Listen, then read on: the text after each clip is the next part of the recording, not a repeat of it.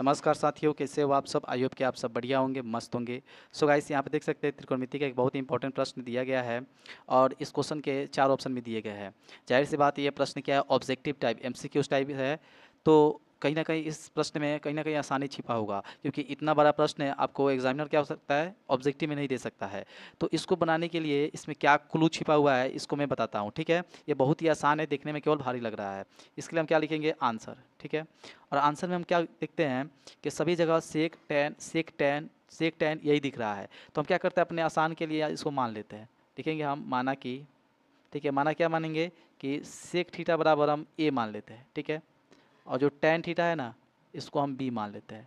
इससे फ़ायदा क्या होगा, अब देखिए यहाँ पर इससे फ़ायदा यही होगा कि ये सेक थीटा है तो ये हो जाएगा हमारा ए क्यू, और ये हमारा टेन थीटा है तो ये हो जाएगा माइनस में बी क्यू, और नीचे क्या हो जाएगा, सेक थीटा माइनस टेन है तो सेक का ए माइनस टेन का बी, ये हो गया। इधर आइए, ये हो जाएगा हमारा दो, टेन स्क्वायर है तो टेन को हमने बी माना है तो ये हो जाएगा बी स्क्वायर। ठीक है, अच्छा इधर आइए, ये सेक इंटू टेन है तो सेक का ए और टेन का बी, तो यानी ये हो जाएगा A into B, A B. I hope इतना आप समझ चुके होंगे। ठीक है, इसके आगे हम चलते हैं। इसके आगे हम क्या कर सकते हैं, तो यहाँ पे गौर फरमाइए, तो यहाँ पर लिखा गया है ए क्यू माइनस बी क्यू, जो कि अलजेब्रा का एक फार्मूला होता है, आपको याद होना चाहिए। ए क्यू माइनस बी क्यू का फार्मूला होता है ए माइनस बी।